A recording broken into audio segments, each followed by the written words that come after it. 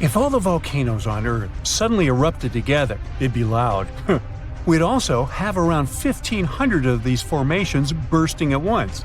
Now normally it's just 10 to 20 volcanoes that are active each day. But what would the world look like if they all blew their tops simultaneously?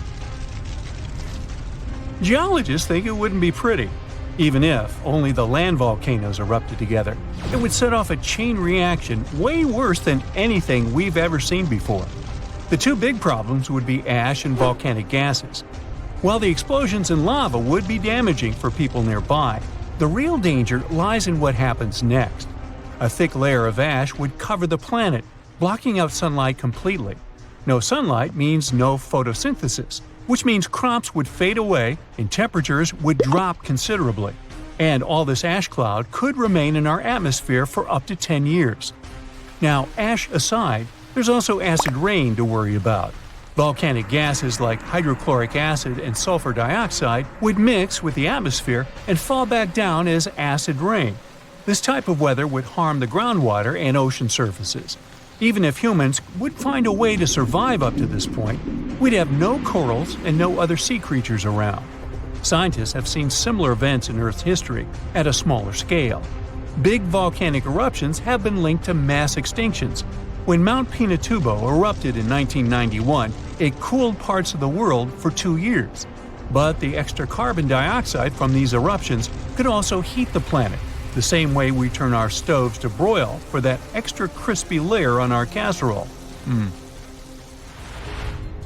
Geologists also mentioned that there's evidence in our atmosphere that stuff like this may have happened in the distant past. During the Cretaceous period, carbon dioxide levels were way higher than today, which made it difficult for marine life to thrive. Who would survive all this? Probably just some extremophiles, these organisms that survive in harsh conditions like hot springs or deep undersea vents.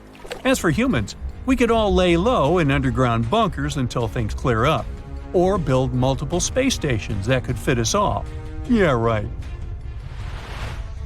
The chances of all volcanoes erupting at once, though, are very slim. Whew! That's because there isn't one giant source supplying all the volcanoes on Earth. Each one of these openings has its own deposit of magma, except for a few cases where they indeed share the supply. For example, in 1912, Nova Rupta in Alaska erupted alongside another volcano sharing magma. Scientists have also found evidence of magma hiding under volcanic areas, like under the Taupau volcanic zone in New Zealand. This magma can spread out horizontally for long distances, but is still just a local feature. Even if we consider all the magma under Taupau as one system, it's not connected to other volcanic areas like Indonesia or the Philippines. Because the great majority are isolated, volcanoes can't sync up to erupt at once. The magma comes from different processes like mantle decompression or adding water to the mantle through subduction. There's no way to make all these different volcanoes erupt together because of how tectonics work. Now, that doesn't mean we won't see interesting volcano activity in the future. Take an underwater area near British Columbia, where recently about 200 small earthquakes per hour have been noted. Deep beneath the Pacific Ocean floor, off the coast of Vancouver Island, magma is set to erupt, heating the water so much that it'll bubble like soda. However, this event will likely go unnoticed by anyone other than scientists. The anticipated eruption will most likely happen around 3 miles below the ocean surface. Scientists explain that the earthquakes range from negative to 4.1 magnitude, meaning only those nearby would feel any tremors. This unusual activity gives us a rare opportunity to study how the Earth's crust forms. The magma beneath the ocean floor is estimated to be almost 1,500 degrees Fahrenheit, but will cool rapidly upon eruption and contact with water. This runny rock will solidify upon contact with the seafloor, turning black quickly. This event will be useful for biologists too, who will have the opportunity to study the marine animals' response to any changes, like run! Antarctica, often seen as a vast icy continent, also holds a volcanic surprise beneath its frozen surface. Researchers have identified over 130 under the western ice sheet alone, making it the largest volcanic region on Earth. Most of these volcanoes, about 90, were only recently discovered in 2017. But could any of these Antarctic volcanoes actually erupt? Well, it depends on which volcano we're talking about. While these formations are relatively young in geologic terms, it's hard for scientists to tell if they're still active or not. There are only two confirmed active volcanoes in Antarctica, Deception Island and Mount Erebus. The latter, standing tall as the highest peak on the continent, has been continuously erupting since at least 1972. It's known for emitting gas and steam, and sometimes even throwing out rocks in what are called strombolian eruptions. One of its most notable features is a persistent lava lake in its crater, a rare phenomenon due to specific conditions needed to keep the surface molten. For instance, it's fueled by a steady supply of magma from deep within the Earth's mantle. This continuous inflow of molten rock provides the material for the lava lake to exist. It also features low ambient temperatures. Despite its location in Antarctica, Erebus has relatively mild temperatures in its summit region because of the heat generated by the volcanic activity. This allows the lava lake to remain liquid rather than freezing over. Deception Island, another active volcano, last erupted in the 70s. While it's currently not showing signs of imminent eruption, it's being monitored closely for any concerning activity. Apart from these two being confirmed to be active, Antarctica is dotted with fumaroles, openings in the Earth's crust that release gases and vapors. Sometimes these fumaroles can create icy towers reaching heights of 10 feet. What we should focus on is maybe supervolcanoes. They're this type that has the potential to produce the most massive and destructive eruptions. Unlike the typical one, which has a single vent, supervolcanoes have a vast magma chamber beneath the surface, spanning tens or even hundreds of miles in diameter. Their eruptions can have catastrophic effects on the surrounding area and even impact global climate patterns because of the amounts of ash and gases they spill out into the atmosphere. One famous supervolcano is the Yellowstone one, which some say is gearing up for another eruption. It has the capacity to unleash a colossal eruption, spewing over 240 cubic miles of material. As much as we'd like to predict its behavior, volcanoes don't stick to a calendar. On the contrary, eruptions simply happen when there's enough magma beneath the surface. There also needs to be enough pressure for the magma to travel upwards. As far as we can measure, these conditions are not currently met at Yellowstone. Sure, many volcanoes operate on a cyclical pattern, but that doesn't mean Yellowstone is overdue. In fact, Yellowstone has had just 3 major eruptions over the past 2.1 million years. Also, the term supervolcano refers to the formation's size, not necessarily how fussy it is. Yellowstone's monitoring is extensive, tracking seismicity, ground deformation, thermal emissions, gas, water chemistry, and surface changes. Signs of an eruption would include thousands of earthquakes over a short period. We'd also see deformation on the ground and weird gas emissions ahead of time. Stable as it might look like for now, the consequences of it having a major eruption could look ugly.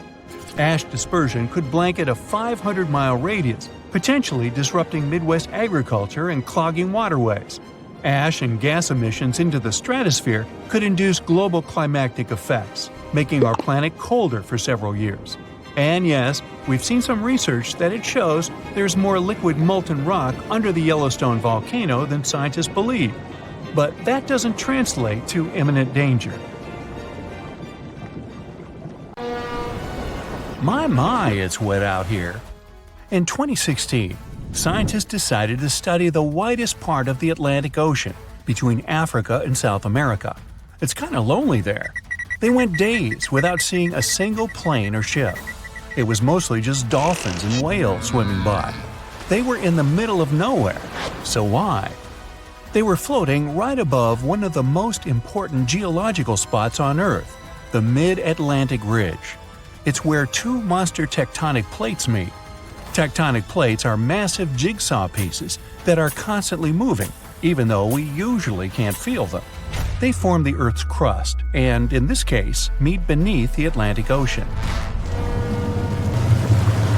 The researchers floated over the ridge and dropped down some instruments that detect waves, earthquakes, and other vibrations.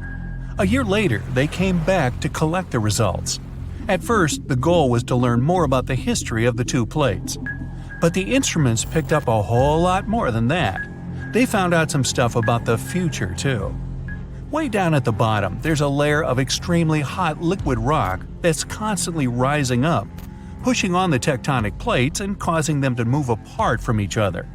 That means that the Atlantic Ocean is expanding about 2 inches every year, pushing Europe and Africa away from the Americas. At the same time, its bigger neighbor, the Pacific Ocean, is shrinking. It's the biggest ocean, right now, with a huge area that's around 30% of the Earth's surface. Its average depth is 13,000 feet and is home to the famous Mariana Trench, the deepest spot in any ocean.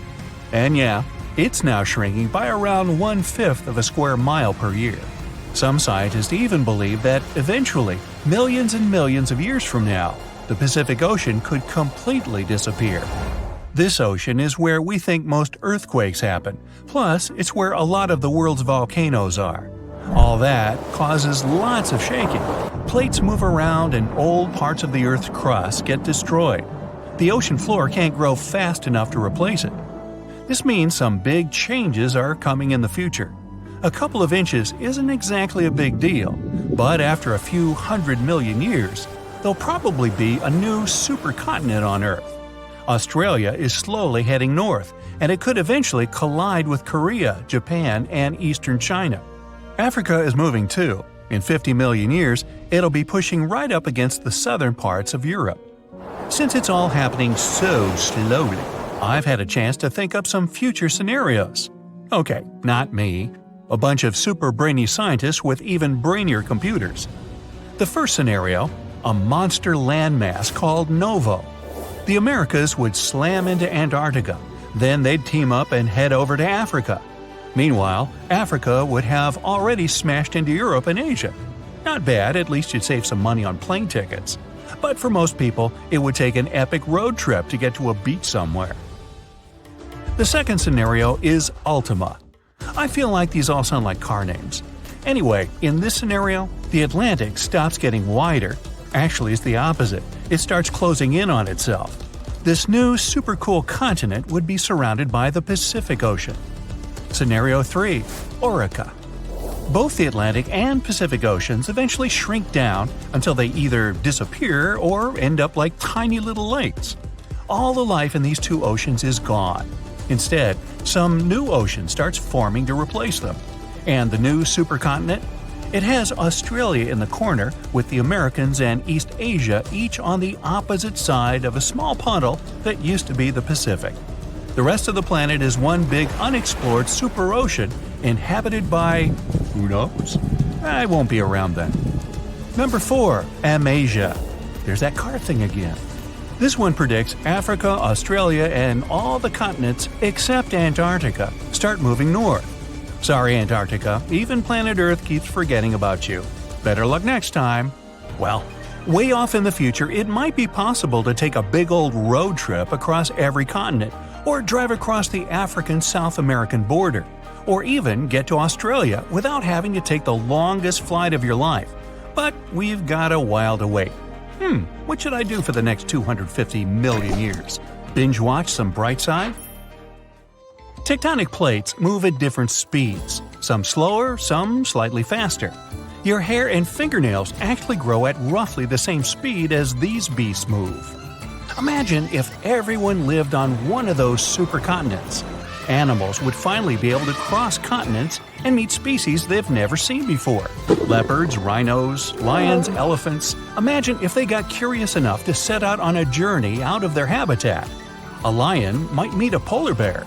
Kangaroos could finally leave the land down under, and birds that migrate to warmer places would have to totally reorganize their travel schedules. Who knows what the climate would be like?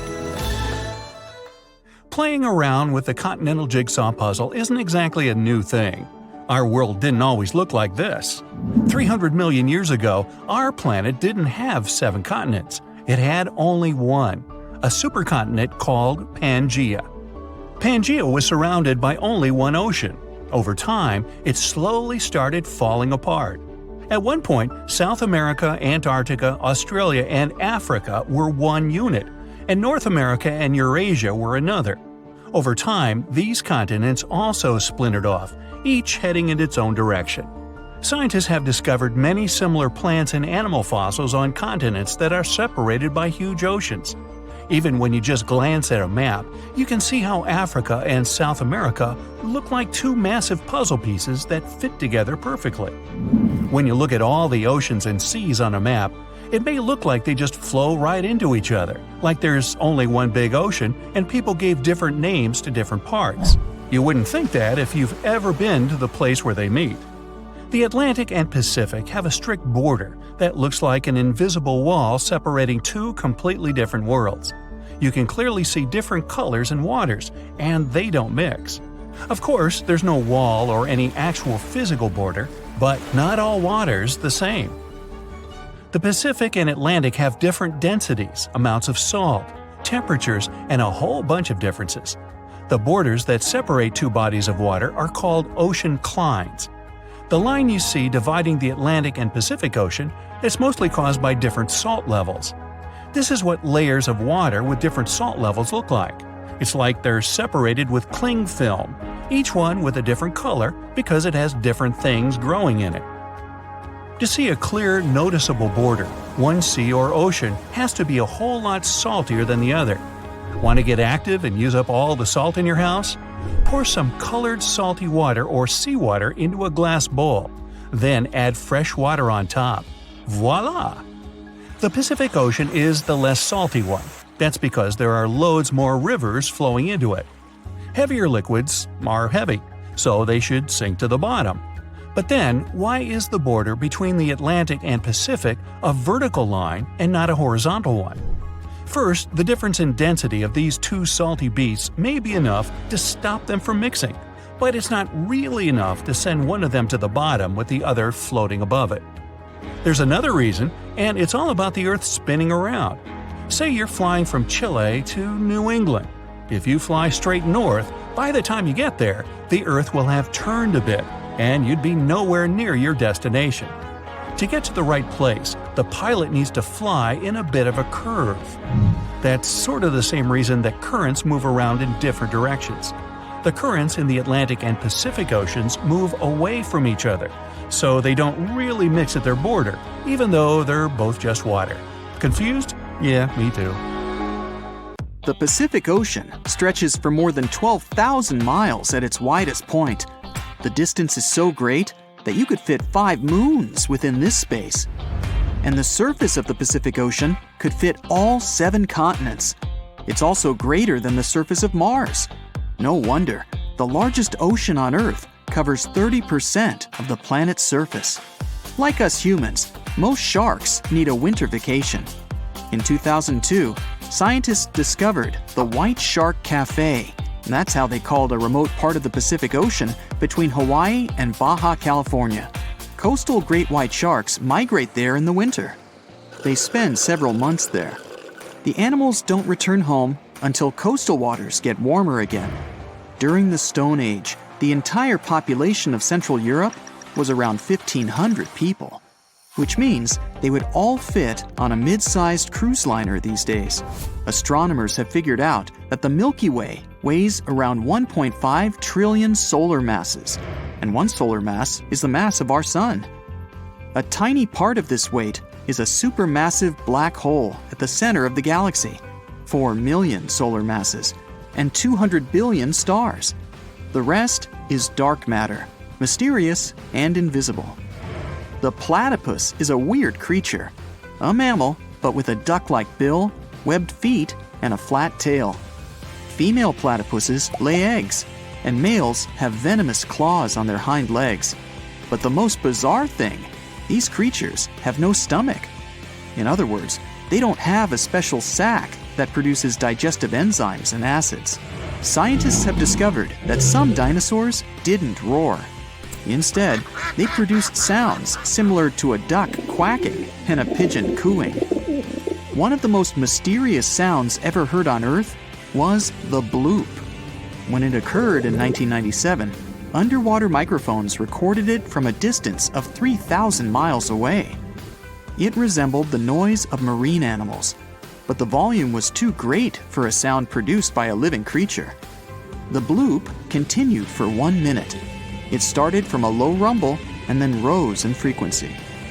Experts claim that the smell of green apples makes rooms feel larger than they really are, and warm scents in a store, like cinnamon or vanilla, will make you spend more money than you planned. The longest mountain chain on our planet is actually underwater in the Atlantic Ocean. The mid-ocean ridge stretches for more than 40,000 miles. That's 5 times the diameter of Earth. You can't sneeze while sleeping. Your brain simply shuts down this reflex. If something like dust or animal hair triggers the need to sneeze, you have to wake up first. Luckily, you can easily fall back asleep after that. The longest TV ad ever was put together and shown in Brazil in 2018. It was made up of hundreds of short clips. The ad continued for 14 hours and even got to the Guinness World Records. It's also supposed to run online forever. If all sheets of Arctic ice and glaciers melted at the same time, the sea level would rise to the height of a 26-story building. Under black or UV light, ripening bananas look bright blue. That's because of the chlorophyll that's breaking down when the fruit is ripening. After befriending humans, dogs developed 2 muscles above their eyes that weren't there before. It helps pooches maintain better eye contact with their owners and makes their face more expressive. Those big puppy dog eyes that scream, "Adopt me!" Yep, that's the relatively new muscles in action. Because of tectonic plate movements, the Pacific Ocean shrinks by 1 inch every year, and the Atlantic Ocean gets bigger by the same amount. The gap between responses in a conversation usually lasts about 200 milliseconds. Experts say it's the smallest human response time. Sea otters have the densest fur of any animal on our planet. These creatures have more than 1 million hairs per square inch of their bodies. Plus, their fur has 2 layers. There's a shorter undercoat and a guard coat, which is longer. These 2 layers trap air twice as effectively. It prevents water from getting on the animal's skin. The water temperature doesn't usually rise above 35 to 40 degrees Fahrenheit in the deepest parts of the ocean, unless you get close to a hydrothermal vent. The water released by such vents can be heated up to 750 degrees Fahrenheit.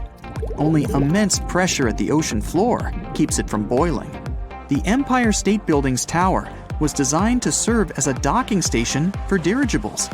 At that time, people believed these airships would become the main means of transportation in the future. The project included gangplanks, check-in and customs offices, and so on.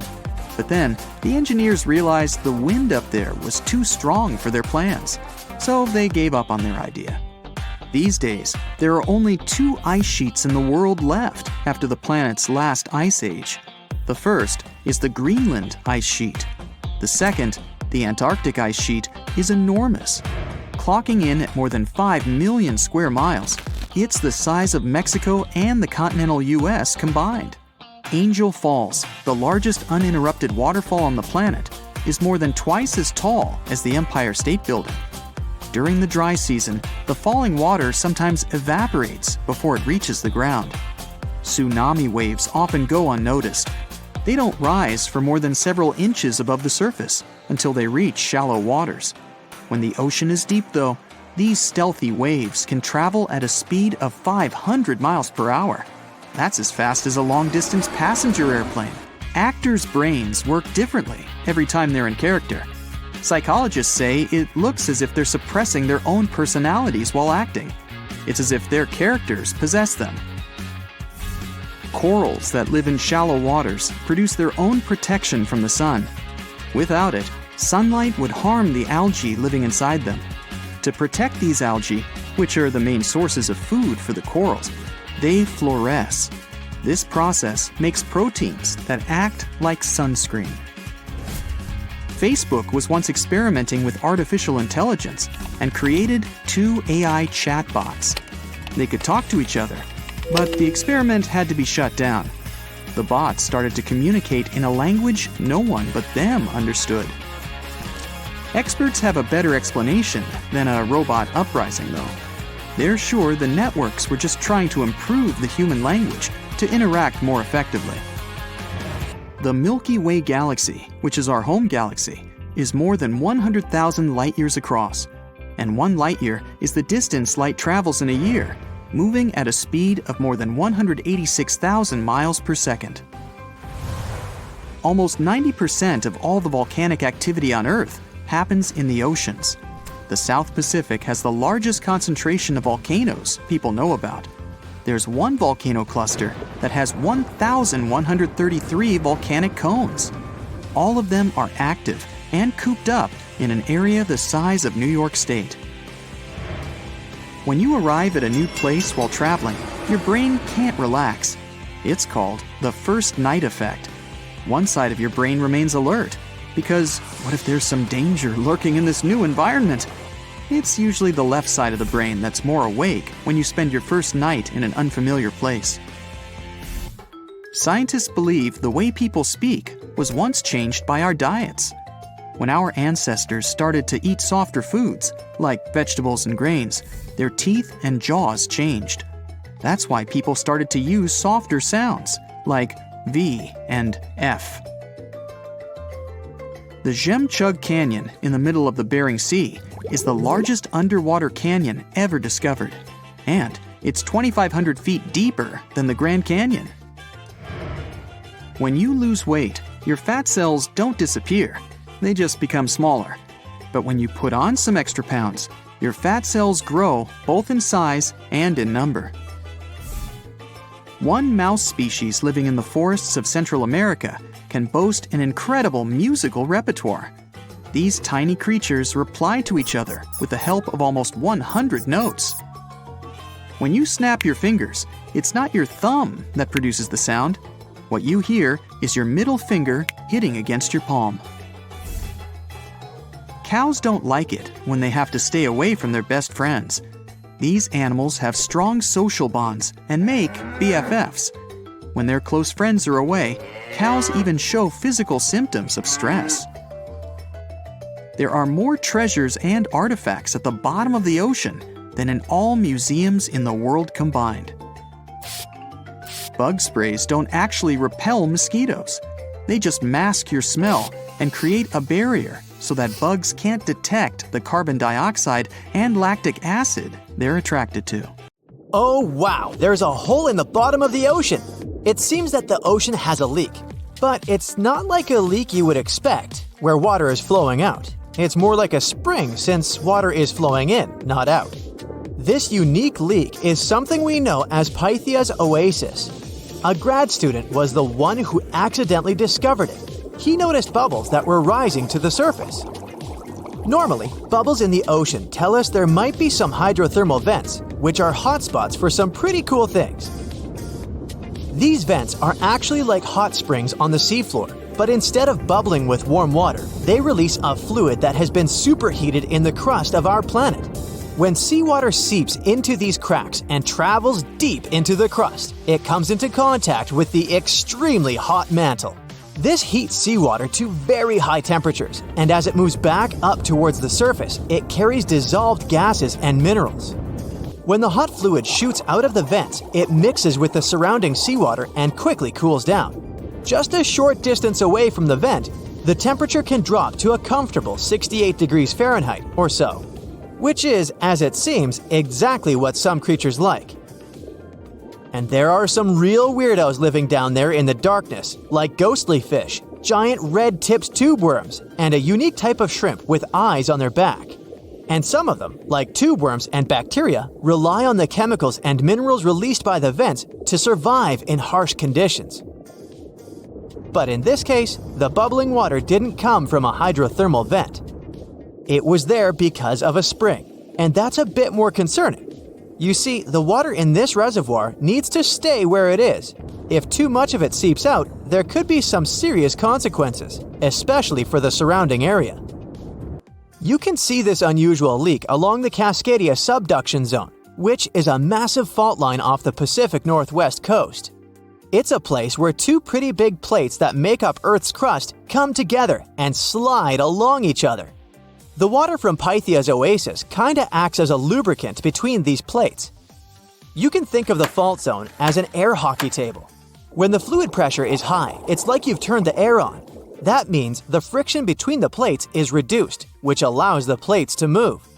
But if the fluid pressure is lower, the two plates can lock together, which then leads to the buildup of stress. Not that they'll feel bad. In the context of tectonic plates, stress is some pressure or force that can cause deformation. And if this stress starts to build up, at some point, it's gotta go somewhere. When it's too much, it can trigger earthquakes and most likely, not small ones. For example, a release of stress in the Cascadia subduction zone could lead to a magnitude 9 earthquake. For comparison, the biggest earthquake we've ever recorded happened in Chile in 1960, and it had a magnitude of 9.5. The damage was enormous. So we hope the water will stay in its reservoir and keep maintaining the delicate balance between the tectonic plates. We've explored only 5% of the ocean. Who knows how many cool things are there at the bottom, waiting to be found? For example, check out these mysterious holes scientists have stumbled upon in the depths of the Atlantic Ocean, near the Azores. They're neatly aligned and are about 4 inches apart, or in some cases, even several feet. They resemble punctures left by a sewing machine. Some think these holes could have a biological origin. For instance, some fish may have made them while walking along the seafloor. Others believe we could be looking at something that's human-made, maybe left by a spiked tire. Of course, such holes are perfect for making up stories about creatures from other planets who allegedly made them. Or maybe even legendary monsters, like that one from Loch Ness. It's definitely hard to explain such symmetry of the holes, but one deep-sea biologist offered a pretty good explanation. He said there could be an animal burrowing beneath the sediment, and from time to time, it could make little chimneys just to get access to clean water circulation in its small burrow. I mean, there are sediment piles around the opening of each hole, and they do support the idea that something pushed the soil from below. But there's still no proof these holes are actually connected beneath the surface. And there are also a lot of things hidden at the bottom of the oceans and seas that ancient civilizations left us. For instance, archaeologists made a really cool discovery off the southern coast of Croatia, a road hidden under layers of sea mud that's 7,000 years old. They found the ancient road at the sunken Neolithic site of Solin. The site of Solin was a human-made island in ancient times, and an archaeologist discovered it 2 years ago.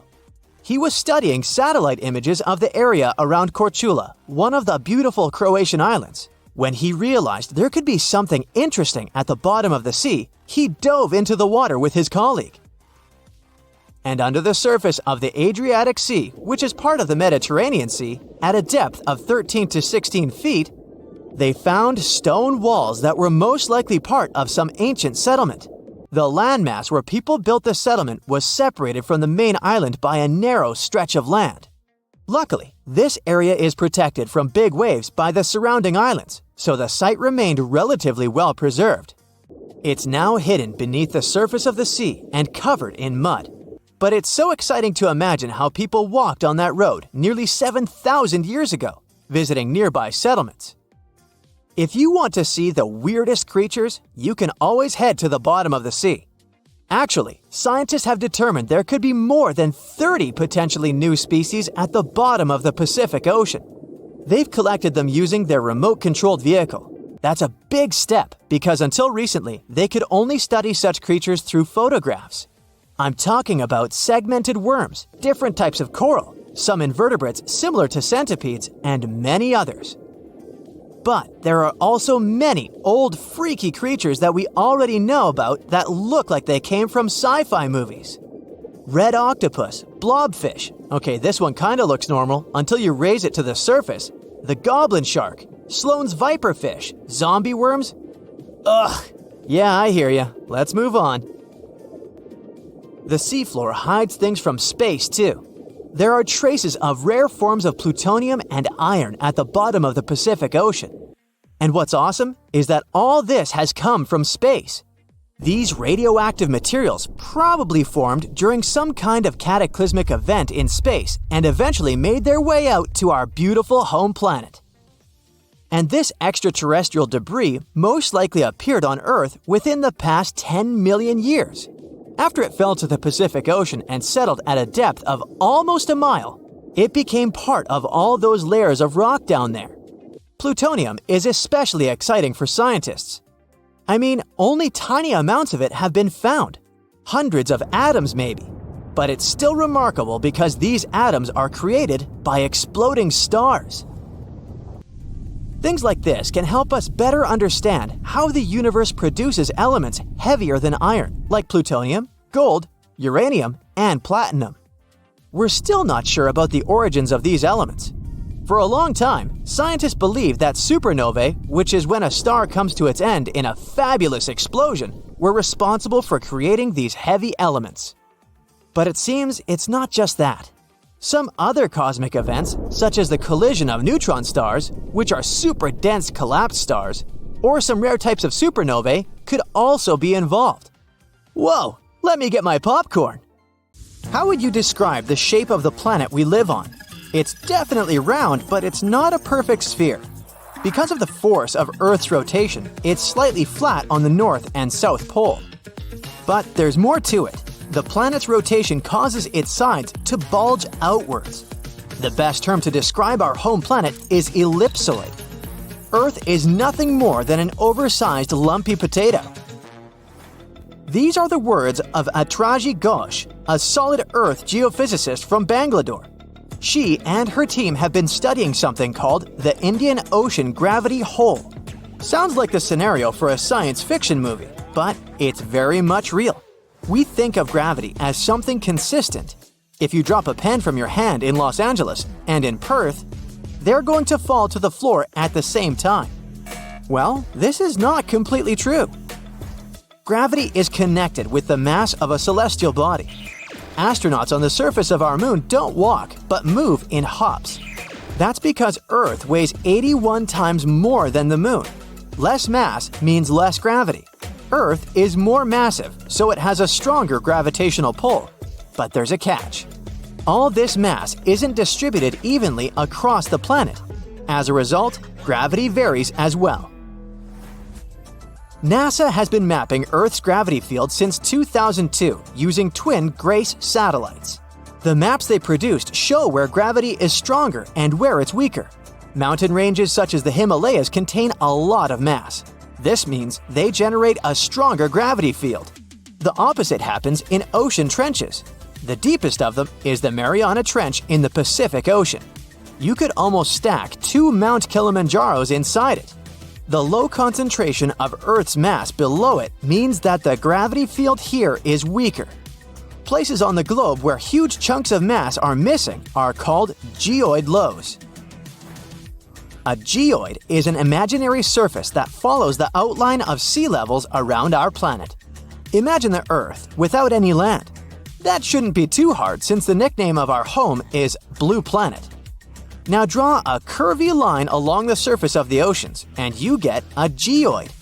In reality, the line stretches across oceans as well as land masses. Scientists use this imaginary line to calculate the depth of tremors or objects that occur underground. When the wavy line goes down, that's a geoid low. The biggest of them sits at the bottom of the Indian Ocean. The first to discover it was a Dutch geophysicist in 1948. He was performing a gravity survey from a ship.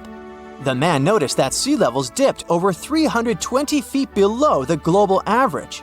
The gravity hole got the official name Indian Ocean Geoid Low. It spans well over 1 million square miles off the southern coast of India. If you went out at sea in the middle of the gravity hole, you wouldn't notice much, just an endless ocean as far as the eye could see. The only way to measure the dip in gravity is through extensive geophysical measurements and calculations. The concept of a gravitational hole existed for nearly 2 centuries in the scientific community. but researchers could study it in high detail only after satellite measurements became possible in the late 20th century. A team of Indian scientists was determined to explain the anomaly that had been puzzling geologists for decades. They used supercomputers to simulate the seismic activity that formed our planet. A total of 19 simulations revealed how tectonic plates moved across the span of over 140 million years. This was during the Cretaceous period, the time when T-Rex roamed the Earth. Nearly a third of the possible scenarios produced a geoid low, similar to the one in the Indian Ocean. The most important factor in these models was the presence of magma plumes. These are places inside the Earth's mantle, where lava flows upwards. The mantle sits between the planet's outer core and the thin crust we walk upon. The magma in the mantle plume is hotter than the surrounding rocks. The heat it generates melts and thins the crust. This creates hotspots that are brimming with volcanic activity. Yellowstone National Park and the Hawaiian Islands sit atop such hotspots. The Indian team of scientists linked the presence of magma plumes to the formation of the geoid low.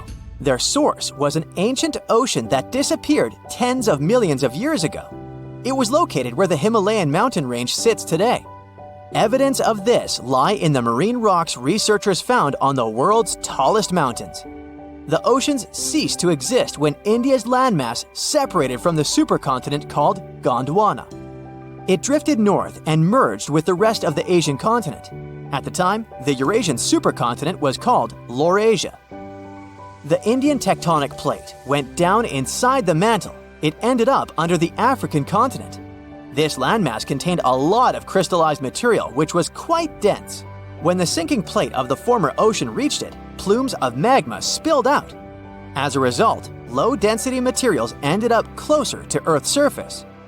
Density is used to calculate mass, and if you remember our lesson in physics from the beginning of the video, less mass translates into a weaker gravity field. Scientists believe this is how the geoid low in the Indian Ocean formed some 20 million years ago. At this point in prehistory, the Earth looked a lot like it does today.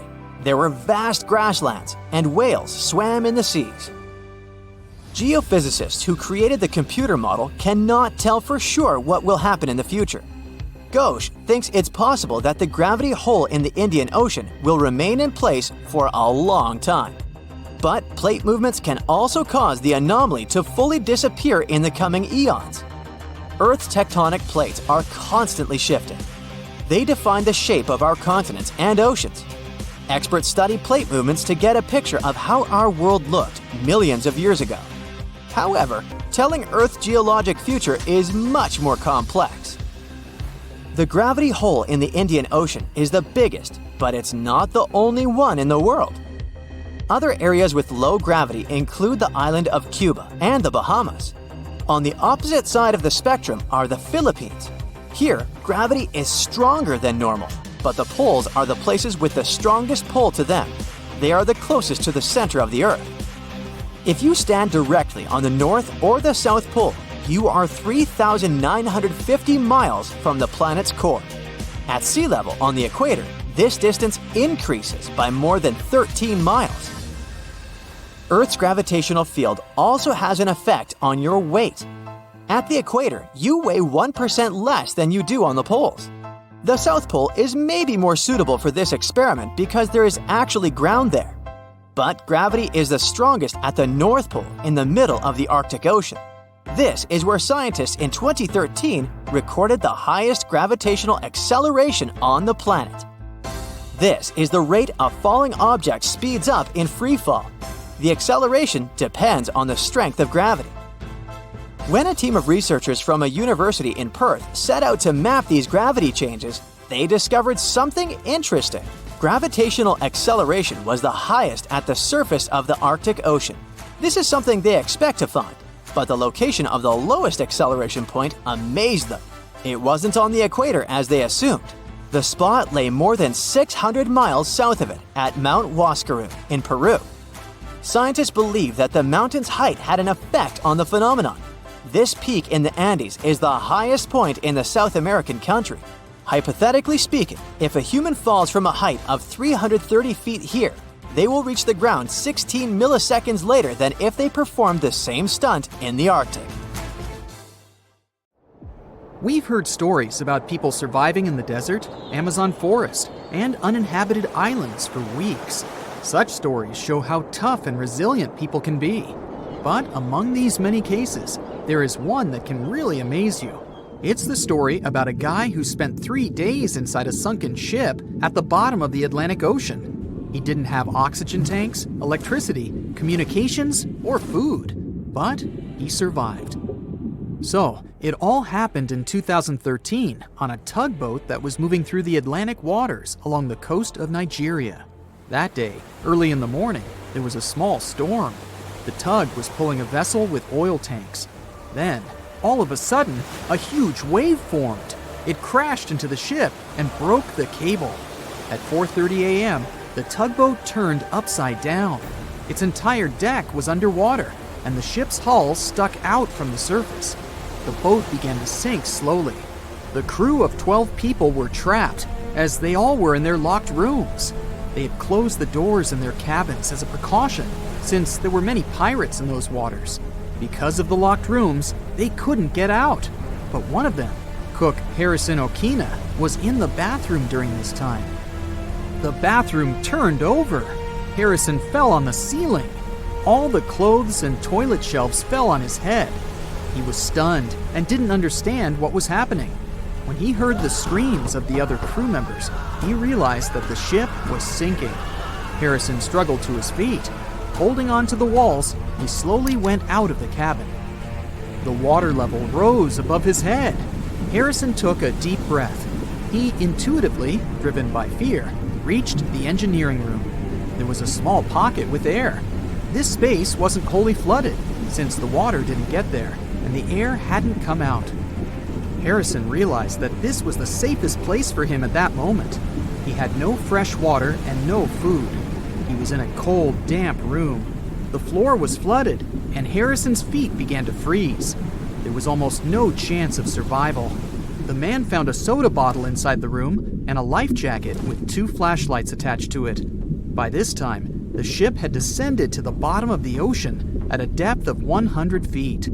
This is about the height of a 10-story building. The ship's hull was squeezed and made a grinding noise due to the pressure of the water.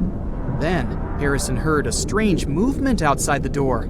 It was sharks and other fish that were investigating the deck. At this point, Harrison began to lose hope. Lack of food supplies and pressure weren't the main problems. The air pocket was small, which meant there was little oxygen. Every 24 hours, an average person consumes about 350 cubic feet of air, which means Harrison had less than 1 day left to breathe. But despite this, he lived in such conditions for about 60 hours. This happened thanks to the water. The pressure around the ship was so intense that it compressed the air by about 4 times. Another problem was the cook's breathing. When we inhale, we absorb oxygen. When we exhale, we release carbon dioxide. This substance is dangerous to your health if its concentration in the air is 5%. Harrison slowly filled the room with carbon dioxide, and he couldn't get out. With each hour, it became harder to breathe. But here again, he was lucky. Water absorbs carbon dioxide, and Harrison moved and splashed it in different directions. Thus, unknowingly, he increased the water area and kept the carbon dioxide level below critical. But even here, his dangers were not over. Hypothermia may occur in a dark, cold room. It's a condition when your body temperature drops below 95 degrees Fahrenheit. You get cold, and your perception of the world gets distorted. You don't understand where you are and what's going on. You may lose your memory and even experience terminal burrowing. This weird behavior occurs during hypothermia when a person tries to find a small shelter, even if they're in a closed room. They can even start digging the cold floor with their bare hands. At the same time, a person quickly freezes and loses consciousness within 2 hours. Harrison's room was filled from below with icy water. He wouldn't have survived in such conditions if he had stayed on the floor for several hours. But he managed to build a small platform with a mattress. This kept him slightly above the water level. With each passing hour, fear and despair more and more bound the survivor's mind. He couldn't get out for many reasons. One of them was that only a little sunlight passes to such a depth, and Harrison couldn't see it. The soda bottle was almost empty, and the flashlight stopped working. The man found himself in pitch darkness, but his salvation was close. While rescuers were searching for survivors nearby, he was thinking about his family and life. Harrison noticed rays of light through a hole in the wreckage. Divers were examining the seabed. It was the only chance to survive. Harrison came out of the air pocket and swam towards the rescuers. He was making his way through the darkness. The ray of light coming from the diver's flashlight disappeared. Harrison tried blindly to find the diver, but they were at the other end of the deck. His oxygen was running out, so Harrison decided to return. There was almost no air left in his lungs. He began to suffocate, but still got to the rescue room. The main thing was not to despair. It was his only chance for salvation. After catching his breath and replenishing the oxygen supply in his lungs, Harrison made a second attempt. He got out of the room and noticed the diver. He swam towards them with all of his might. The lifeguard didn't see Harrison, so the cook knocked on his neck from behind and grabbed his hand tightly. The diver was initially scared, but he realized a living person was in front of him. Harrison swam to his room and led the lifeguard as his oxygen ran out. You can easily find a recording from the diver's camera on the internet, where the frightened Harrison was in his rescue room during a meeting with the diver. The rescuers gave him an oxygen mask. They didn't believe there was a living person in front of them. Harrison couldn't immediately get to the surface because of the pressure. He spent about 60 hours on the seabed, so he needed to change the pressure level slowly to prevent damage to his health.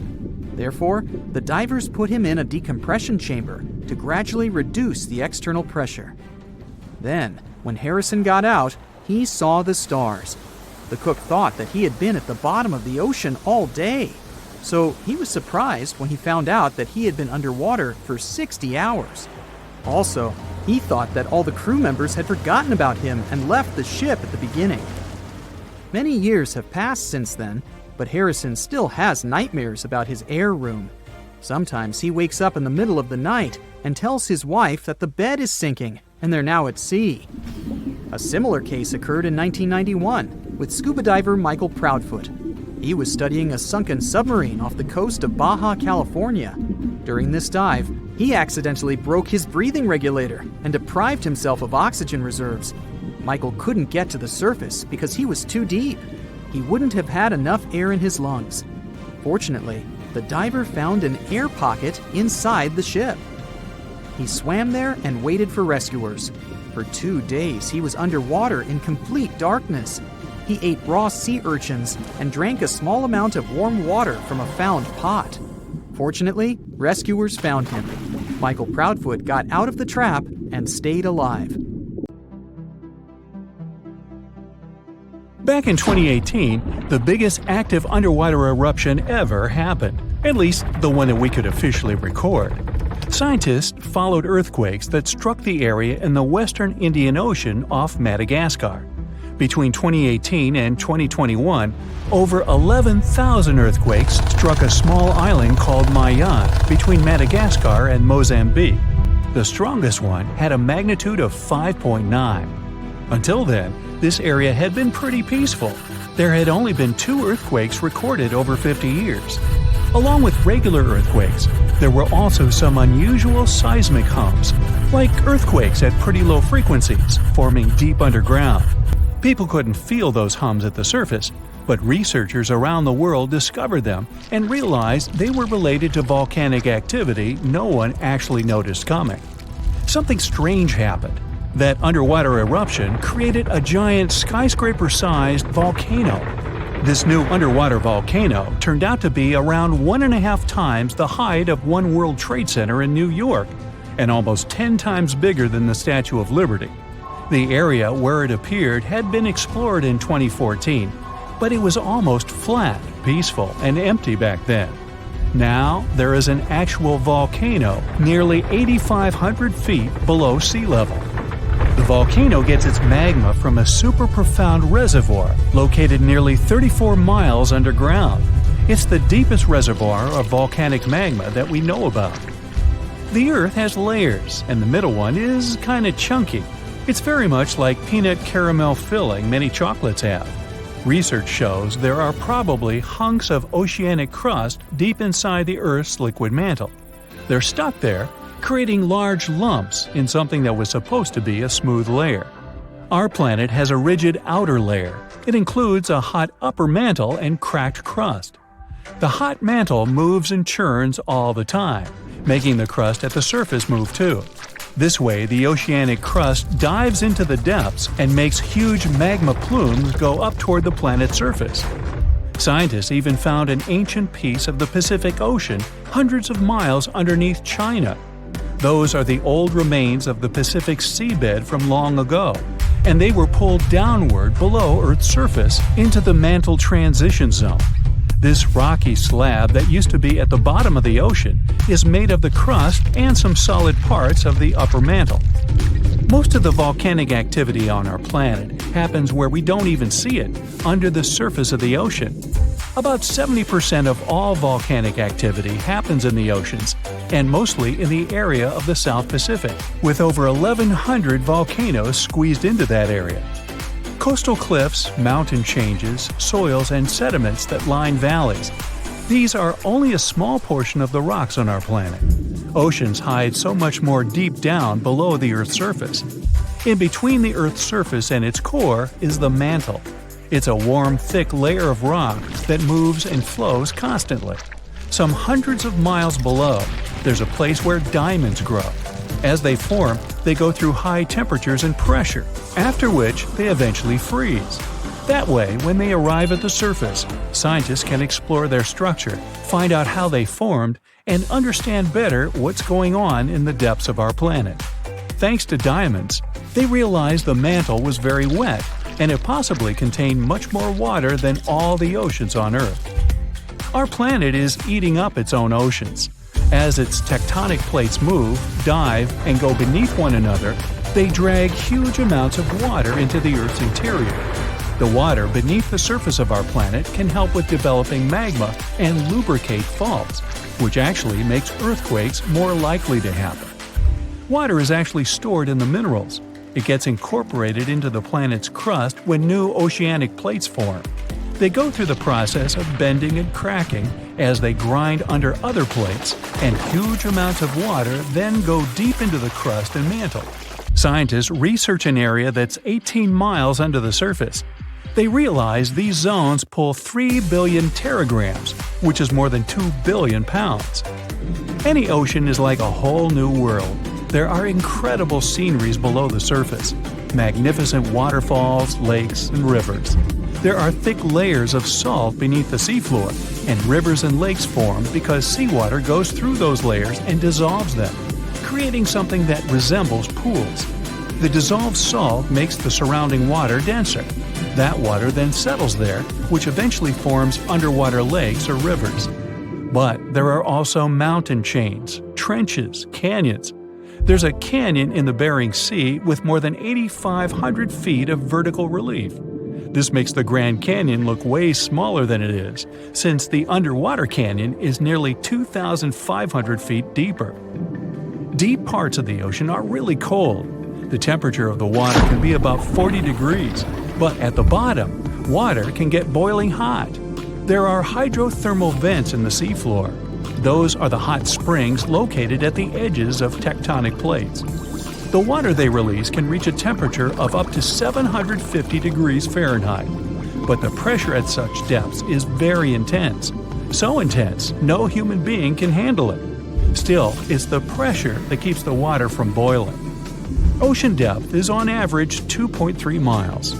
Light waves can still enter at 3,280 feet, even though it's in a very small amount, so all the mysteries hidden below that point remain in total darkness.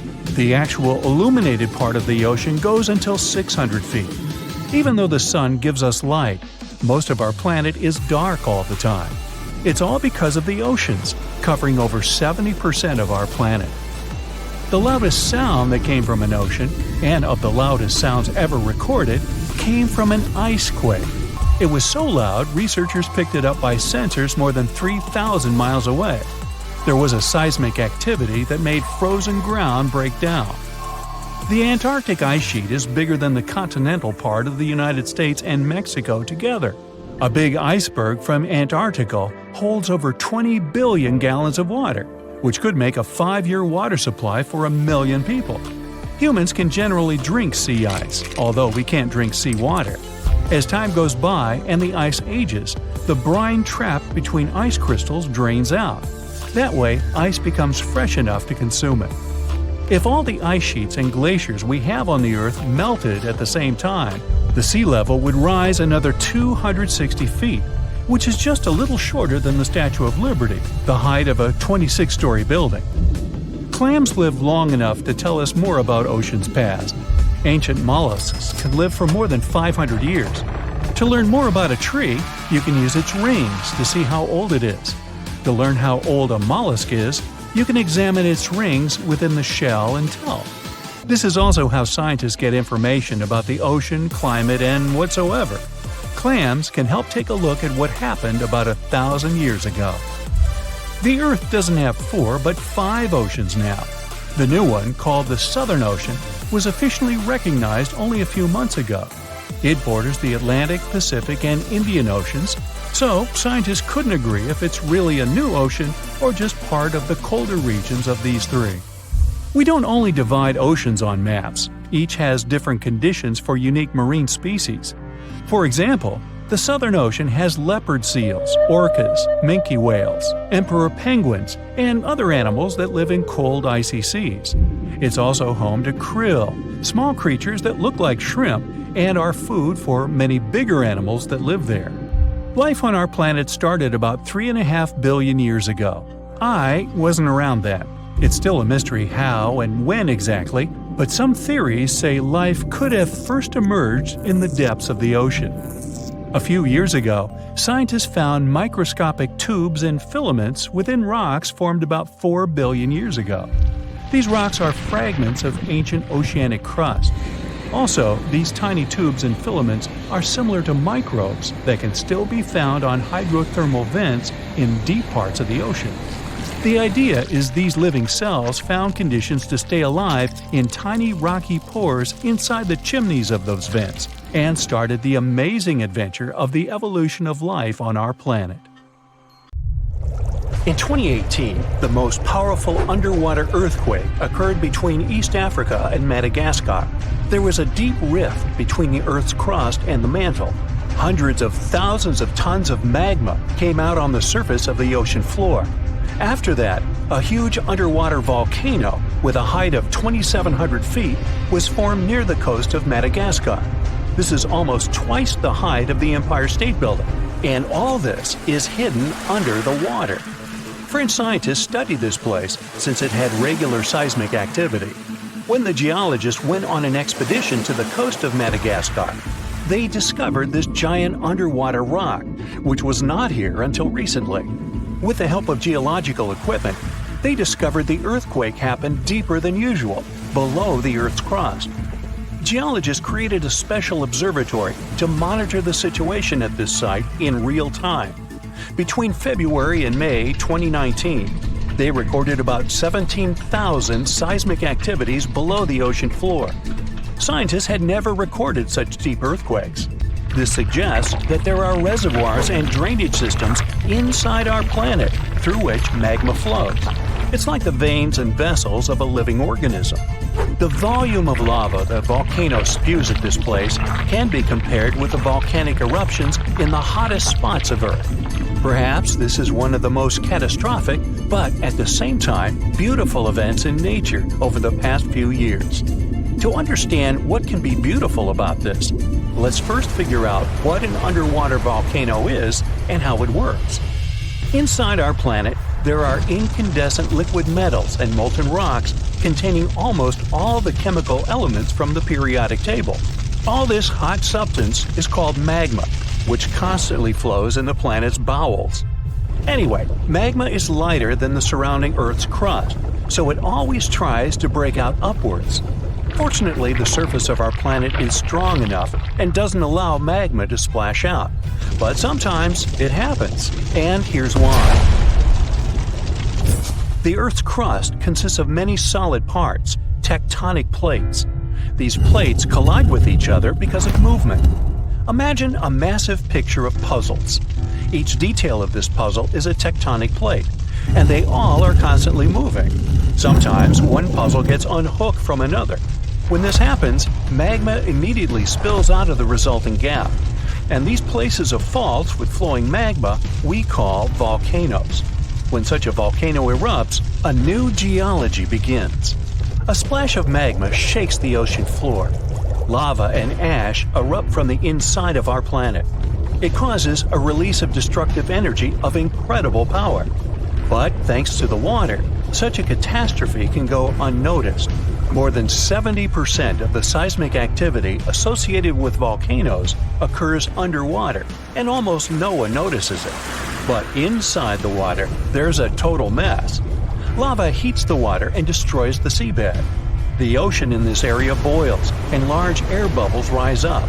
But the enormous pressure of hundreds of millions of gallons of water suppresses the volcano's destructive power. Molten rocks of the Earth's crust are pressed against the seabed. The ocean blocks the consequences of the disaster, but sometimes the eruption gets to the surface. Such a case occurred in 2012. Vast pieces of pumice, the size of a van, began to float up in the southeastern Pacific Ocean. There were hundreds, even thousands of them. It was more like a group of unknown islands. Volcanic rocks scattered in the ocean over an area twice as large as New Zealand. Scientists used deep-sea sonar apparatus on the remote control to determine the full scale of the disaster. They studied the seabed for a long time and found 14 craters that released lava. The researchers saw that more than a third of the erupted volcanic material surfaced and scattered throughout the ocean. The rest was scattered along the bottom. It destroyed all marine life in the area. However, after the eruption of volcanoes, life is reborn like a phoenix from the ashes. Volcanic ash, lava, and soil around the volcano contain many useful elements and minerals. They nourish the soil and promote the development of microorganisms not only on land but also in water. That's why there's so much vegetation, flowers, and trees around volcanoes. And underwater volcanoes can eventually form natural islands. This is a long process, resulting from which a large piece of land comes out of the water. When magma goes out, the water immediately presses it to the seabed. The eruption can go on for a long time. The released magma raises the level of the seabed. After another 100, maybe 1,000 years, a new eruption begins. New magma flows lay a new layer on the surface of the previous one. Over millions of years, layer by layer, the volcano has been growing. It's slowly rising up because of constant eruptions. Some volcanoes may go out forever, and some continue to erupt. And then, one day, the level of volcanic rock reaches the surface in the form of a huge island. After many more years, the volcano may go out, and then life appears on the formed island. The destroyed seabed area is filled with animals, trees, flowers, and plants. These volcanic islands have unique ecosystems because they develop separately from all continents. Observing such islands helps scientists understand how life on Earth was born.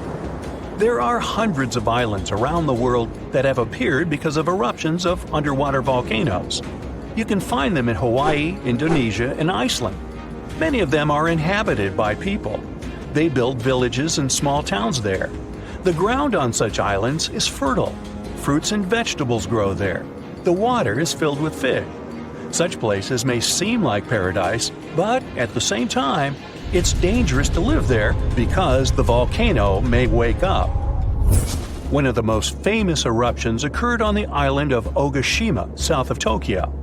People built a beautiful city right in the crater of an active volcano, and in May 1785, the eruption began.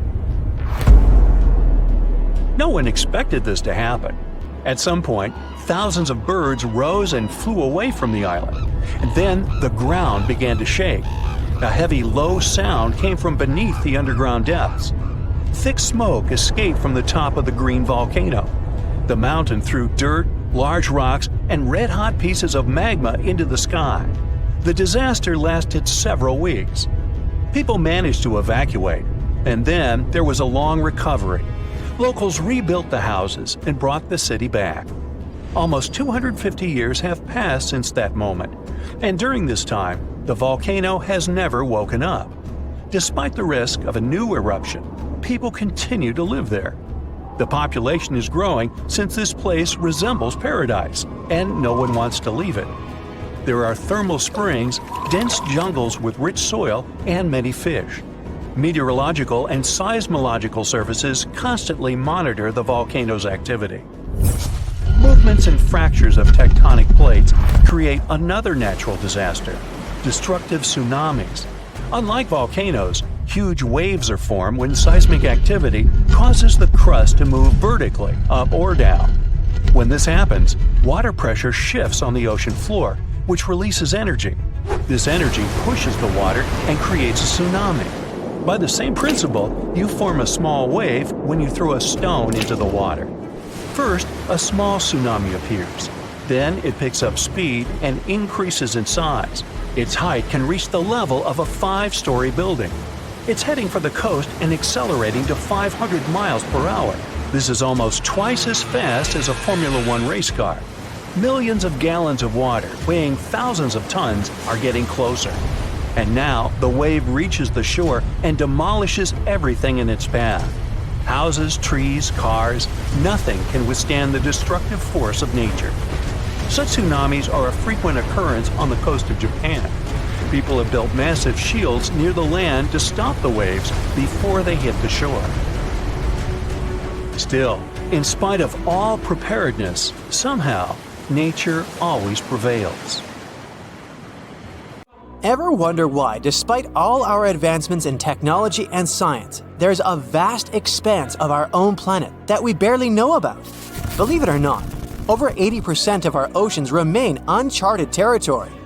It's as if we've got this massive aquatic playground in our backyard, and we've barely scratched the surface. Also, did you know that only about 7% of our oceans have a special tag called Marine Protected Areas, or MPAs? How come this colossal body of water that envelops most of our planet is also among the most vulnerable and misunderstood spaces in the universe? Pressure has a lot to do with it. Our deep ocean is a beast of a place with no visibility, freezing temperatures, and pressure that's so intense that in certain areas it would make you feel like you're having the weight of 50 jumbo jets on your body. No wonder we're having an easier time sending people into space than to the bottom of the ocean. The deeper you go into the waters, the more pressure piles up. But let's not forget we have tech on our side, right? Scientists now use these cool satellite technologies that track the color of the ocean to check how much phytoplankton is there, for example. Why is this important, you might ask? Because these little plant-like critters are actually pretty major players in our big blue oceans. In the grand scheme of things in the aquatic world, phytoplankton is like the bedrock of the ocean food chain. It gives life to almost everything, from the tiny zooplankton, which are animal-like microorganisms, to those colossal, magnificent whales. When these technologies first came around, satellites could get clear images of the ocean faster than a ship could take the same number of measurements in 10 years. But it's not all about looking at the ocean from space. Sometimes you gotta dive in there and see it for yourself. Thankfully, we've come a long way in ocean exploration tech too. We've got things like floats and drifters that ride the ocean currents while collecting data, and a whole fleet of underwater vehicles, some of which are manned, some remote-controlled, and some even autonomous. Remember James Cameron, the guy who made the movie Titanic? He's super into exploring the ocean, and in 2012, he set a record by going down to the Mariana Trench in a vertical torpedo sub. He thinks there's nothing like being in the ocean and experiencing it firsthand. Other companies use a mix of technologies for their ocean explorations. It led them to discover amazing stuff like a deep-sea coral reef near Morocco, the only one still growing in the Mediterranean Sea. They've also discovered new species and documented ones previously thought to live only in the Atlantic. These efforts have convinced local authorities to declare some places as marine parks. As with most scientific areas, the road isn't without its bumps. These expeditions can cost quite a lot, and the lack of detailed maps and data only adds to the challenge. We can't always rely on bathymetric information, meaning the study of the ocean floor, because it's often not available. And that's the tricky part. We need to explore more to know more, but getting the funds for these kinds of projects can be tough when there are so many unknown variables. One particular company's explorations have helped protect nearly 4 million square miles of ocean so far. The data they collect during their expeditions is invaluable. It's used to identify new species, locate vulnerable habitats, and even show where threatened species are being overlooked. Their work helps dismiss excuses from local authorities who claim they lack the necessary information to establish more MPAs. The same company supports a goal known as 30 by 30, aiming to protect 30% of our oceans by 2030. It's a big target, and there's a long road ahead, but ongoing ocean exploration can provide the proof needed to keep more of our oceans safe. We also need to set aside areas for protection and research, even when we don't have all the facts just yet. On that note, some cool scientists have recently stumbled upon a gigantic and mysterious world beneath the Pacific Northwest coast's ocean floor. The best part is, this massive realm of life is pretty much cut off from the rest of the world above, making it like a secret underground club that only the best microbiologists have access to. Picture an active city. Except the city is microscopic cracks in the basalt rocks of our oceanic crust, and its residents are microbes. These tiny creatures aren't like you and me. They don't rely on sunlight or the organic products of land and water ecosystems for sustenance. Instead, they thrive on chemical reactions with rocks and seawater. Scientists call this type of life chemosynthetic, which sounds complicated, but it basically means life sustained by chemical reactions. While this sort of life has been found deep in mines and around seafloor hydrothermal vents, the scale at which these creatures are found under the oceanic crust is unprecedented. It might even be the most extensive ecosystem on Earth. A geomicrobiologist from Denmark was part of the team that made this discovery. He claimed that over 50% of our planet's surface is oceanic crust, which is an average of 4 miles thick. Imagine the size of this chemosynthetic party happening down there. This discovery didn't happen overnight. Since the 90s, scientists have found weird tiny holes in the basalt rocks that make up much of Earth's outer crust. They seem like they might have been made by bacteria, but hey, there was supposed to be no life there. I mean, imagine trying to survive in a place that's hot, deep, dark, dense, and mostly devoid of the organic compounds we need for life. Yet, here they are. In the following years, more pieces of the puzzle fell into place. Scientists found that the oceanic crusts had different conditions at the centers and edges. At the centers, rocks are jam-packed with energy-rich compounds that support these tiny life forms. But by the time they reach the edges, these chemicals are all gone. Fast forward to now, and it's time to put the puzzle together. A microbial ecologist from the University of North Carolina worked on this research and says we now have solid evidence of microbial life in the cracks and crevices of deep ocean basalt. The next question scientists asked was, how far does this life extend? Researchers collected samples of crust from a plate roughly 120 miles off of Washington's coast, drilling deep beneath the ocean's surface. What they found down there was remarkable. The life down there runs on a unique fuel, hydrogen. Yep, in the absence of sunlight, hydrogen provides the energy for all their biological processes. These microbes use hydrogen to transform carbon dioxide into organic matter. This matter and other byproducts, like methane, then fuel other organisms, creating a network of life. Of course, the life down there isn't as complex as the one we know up here.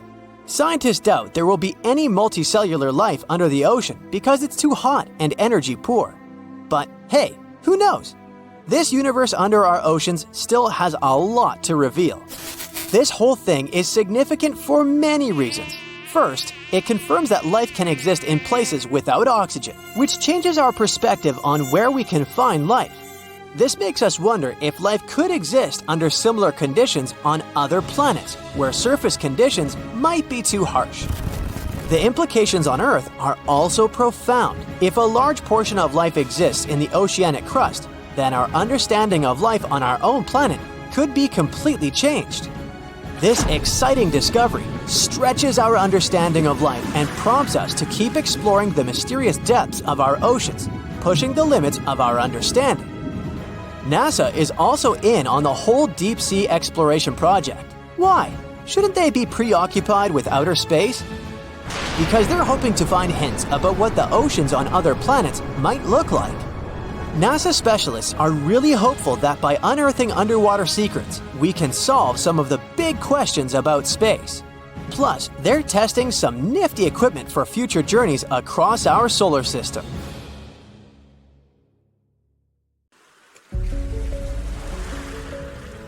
Hey, don't freak out. Those red waters you see aren't blood oceans. It's just a natural occurrence called the red tide. Red tides often happen in Florida, especially in the West Florida shelf, and they can stick around for weeks or even months. They're basically caused by an increase in algae levels, hence the color. Those algae produce toxins that can be harmful to marine life. They can also be bad news for us humans, causing symptoms like upset stomach and urgent bathroom trips, if you're picking up what I'm putting down. Volcanoes are super scary, but there's nothing scarier than getting taken out by a pyroclastic flow. These fiery flows move crazy fast and reach insane temperatures, like hotter than your oven on a pizza night. They're like a fireworks show of volcanic eruptions filled with ash, lava, and hot gas, speeding down mountains at 50 miles per hour. Some researchers claim they might even hit speeds of 450 miles per hour, almost as fast as a passenger jet. If you're unlucky enough to be in the path of a flow, you're in big trouble. The heat alone can turn you into a human barbecue, even if you try to hide in a building. The air around the flow can reach temperatures high enough to fry your insides, burn your clothes off, and leave metal melted into your skin, which almost sounds like a Marvel origin story. However, a lot of people have met their end because of these flows. But there's one crazy story about a guy named Luger Silbaris, still sounding like an origin story. So on the 7th of May, 1902, there was a major eruption on the island of Martinique. The night before, Silbaris had gotten into trouble and ended up in jail. Maybe this is a villain origin story.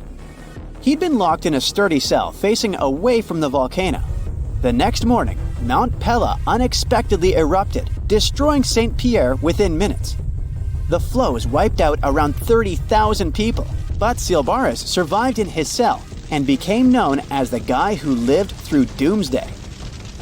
The rescue team found him 4 days later. By the way, the cell still stands today.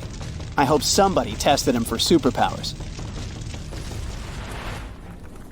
Back on August 21st, 1986, a guy stumbled upon some animals showing no signs of life on his way to Nios village in Cameroon. To his shock, he later found out that everyone in the village had mysteriously passed away. The same thing happened at Lake Manaun in 1984. Turns out, those tragic incidents were caused by something called Limnic eruptions, which are pretty rare disasters where carbon dioxide suddenly bursts out of lake waters, creating a hazardous gas cloud. These type of eruptions usually happen in lakes with high levels of CO2, which can be caused by things like volcanic gases and high pressure. Any little change in temperature or pressure can set off an eruption. So, experts have started looking into ways to safely release CO2 from lakes like Manaun and Nios in order to lower the risk of more disasters in the future. In March 2024, A video captured a terrifying moment of a woman disappearing into a sinkhole while browsing through a Chinese department store. Guess she got more than she bargained for. Ha ha ha ha. Moving on. The scene unfolded as the floor beneath her gave way, sending her plummeting into the abyss. In the midst of the chaos, another customer frantically ran away before returning to check on the woman who had fallen. Their quick thinking and the swift response of emergency crews and firefighters saved the day, resulting in only minor injuries for both women. I'm glad that lady checked on her because I would be gone. An Anvil cloud is basically a big cloud made of ice particles that forms at the top of really tall thunderstorms, or those huge cumulonimbus clouds. The flat top shape is caused by the air rising in the storm and spreading out when it hits the stratosphere. That's why it's called an anvil. It looks like the tool metal workers use. Duh. The air from the Anvil cloud is cooler than the stratosphere air, which keeps it from going any higher. You can spot Anvil clouds from really far away, sometimes over 100 miles. Often you might see streaks of snow coming from the edge of the cloud known as virga. The snow disappears before hitting the ground because of the dry air. If you notice clouds poking through the flat top or bubbling up, it's an overshooting top, a sign of a super strong storm. Anvils are known for producing dangerous lightning. Normally, lightning comes from the bottom of a storm, but anvil clouds can produce really powerful lightning from the top. This lightning can strike out of nowhere, even from up to 30 miles away. So keep an eye on those anvil clouds if you see one forming nearby. Lahars are no joke. They're basically fast-moving, super dangerous streams of rock, ash, and water that come down the slopes of volcanoes. It's important for everyone to be aware of them. Scientists, policymakers, and even us regular folks. By understanding how lahars work and their potential impact, we can try to stay safe when volcanoes start acting up. Saving lives during natural disasters is the name of the game. There are two main types of lahars: debris lahars and mudflow lahars. Debris lahars are full of solid stuff like rocks and ash, while mudflow lahars are more waterlogged and sludgy. Lahars can be triggered by the rapid melting of snow or ice, heavy rain falling on loose volcanic material, or even a crater-like eruption. The volcano's characteristics and presence of water are key factors in how lahars form and move downhill.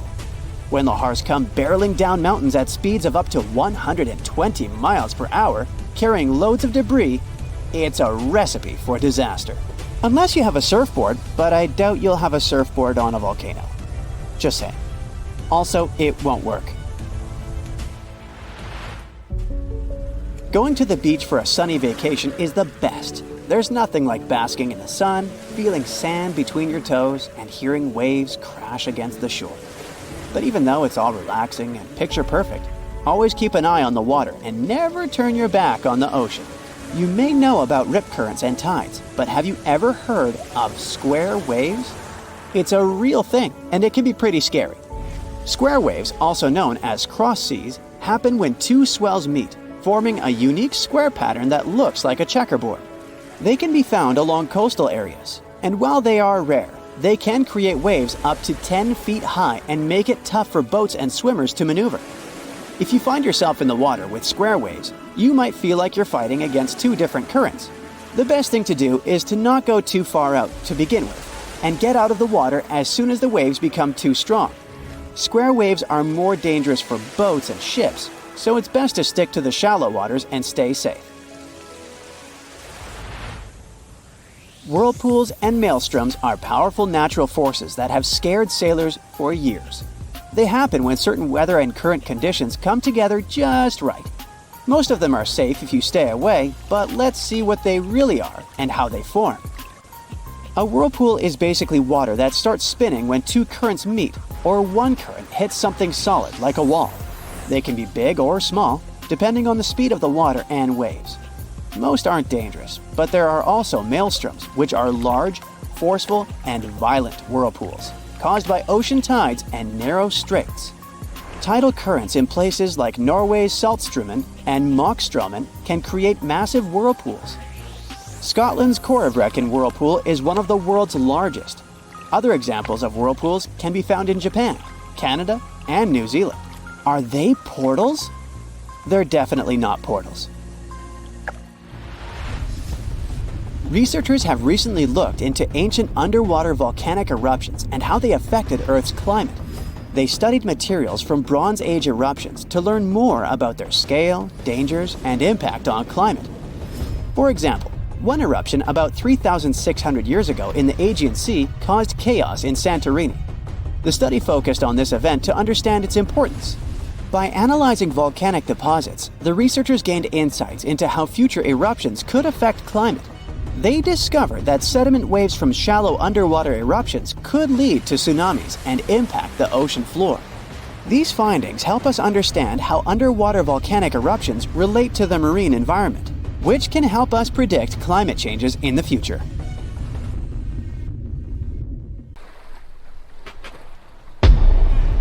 Many terrifying animals live deep beyond the waves, like this vampire squid living 3,000 feet below the surface in almost complete darkness. This animal has a cloak, like a vampire's. That's why it's called the vampire squid. Deep down at the bottom, it can't use ink to defend itself.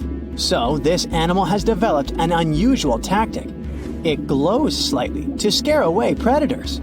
If this tactic fails, the vampire squid can turn its body inside out, revealing tiny spikes.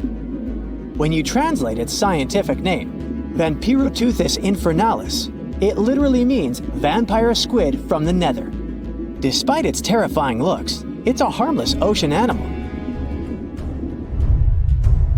This previous creature was not from space, but this object definitely is. Before Elon Musk found a way to reuse rockets, NASA would simply drop old ones after launching astronauts into space, most of the time in the ocean or deserts. In 2012, Jeff Bezos launched a mission to find the Apollo 11 rocket. They found it by using sonar, but it was in terrible condition. It was sitting on the bottom of the ocean, not far from the predicted site. They were able to rescue the engine and reconstruct two of them. The most famous lost city is Atlantis, but sadly, we still haven't discovered it. However, Heraklion was also just a myth until one British pilot saw something that looked like a city while flying over the Mediterranean Sea. He reported it, and 60 years later, a group of divers went there. They were shocked when they found an entire city underwater. It was loaded with artifacts that could tell us a lot about the history of the place. Now it's one of the best underwater archaeological sites in the world. It's believed that the rising sea caused the whole city to go underwater. The Titanic sank in 1912. The wreck was claimed to be officially discovered 74 years later. In reality, though, a fisherman found the Titanic 8 years earlier while fishing in the Atlantic Ocean.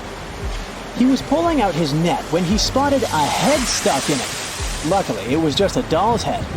Years later, after the fisher had passed away, his son sold the doll to a doll collector. She did a lot of digging and research on every person who had a porcelain toy on the Titanic. She found the owner of the doll. Ava Hart was on the Titanic and had a doll with her. Ava survived the catastrophe by a miracle, but her toy didn't. Hart even wrote about the doll in her journal, and every detail matched the toy found by the fisherman. The tripod fish lives deep in the abyssal zone, around 20,000 feet below the surface. It's adapted to such immense depths and uses its tripod fins to stay still on the bottom. This creature doesn't have big eyes, but even if it did, these eyes would be useless in the darkness. Instead, the tripod fish uses its fins like antennas to detect any movement in the water. This creature doesn't have much luck when it comes to its love life, so it had to develop unique tactics to reproduce. One fish can be both male and female. The next bizarre creature is the lizardfish. It has tons of razor-sharp teeth, a huge mouth, and really big eyes, which it uses for hunting. All this makes the animal look freaky. The lizardfish lives at depths of around 11,000 feet in the midnight zone, where there is zero light. This freak of nature basically eats everything it can fit inside its mouth, from small fish to other lizardfish. On the other hand, when they see other reptile fish, they probably fall in love instead, because finding mates at those depths is not an easy task. Like the tripod fish, the lizardfish can be both male and female at the same time. When you think of a river, you usually picture it on land. Still, nature is quite unpredictable, and it created a river flowing under the ocean in California. It's running at a depth of around 2 miles. This river has everything that an ordinary river has: sunken logs, trees, and rocks. And despite its uniqueness, it's not the only one in the world. There are also others in the Amazon and Greenland. A terrifying creature was discovered near Angola's coast by a remote operating vehicle. It looks like it doesn't have a head or a body. It was sitting at a depth of around 4,350 feet below the surface. After doing research, scientists concluded it wasn't anything from a sci-fi movie. It was just a cluster of siphonophores stuck together. In 2015, some random guy was diving in Caesarea, and something shiny caught his eye. He reached out, grabbed it, and realized it was a gold coin. After that, he examined the bottom and found out that there were many more. He reported the incident to the local authorities, and they concluded that he had found Arabic treasure. The coins were made of solid 24-karat gold and were a few thousand years old, but due to the perfect salinity and temperature, they looked brand new. The coins belonged to a ship carrying cargo. It was caught up in a storm and unfortunately sank. One of the weirdest things ever discovered was found in the Baltic Sea. It's an anomaly that looks as if it was created by a different civilization. It was discovered by Swedish researchers, and they basically had no idea what it was. They had to ask tons of other scientists for their opinions. When you look at this formation from above, it's 200 feet long and looks exactly like a fallen spaceship. It's hard to believe that it's a natural formation, but spoiler alert, it's totally made by nature because the Baltic Sea has gone through many erosions throughout history. Most likely, the bizarre formation is the result of these processes. A group of divers in Madagascar were shocked when they found this 7-foot monstrosity of a knife on the seafloor. The speculation started immediately, and many said that the knife was from some giants that had fought megalodons and lived on Earth thousands and thousands of years ago. That could make a nice story, but the knife is most likely a movie prop that was lost at sea. One of the ocean's most bizarre animals is the frilled shark. It's believed that this fish is the reason for all those sea serpent stories that sea explorers of the past wrote about. These animals live pretty deep in the ocean, but sometimes they can be seen in shallow waters. It's super rare, but possible. The frilled shark has a big mouth sporting around 300 teeth. It also has a long body that looks like a lizard's, and it is truly a unique species of shark. Its prey can be half of its size because this shark's stomach is like that of a snake, and it can swallow huge fish or crustaceans. Spotting a few worms in your garden is no big deal, but after seeing a 26-foot long one in the ocean, you will make your wetsuit a little wetter. This worm is super rare, and it's completely harmless to humans. It's actually not a giant worm.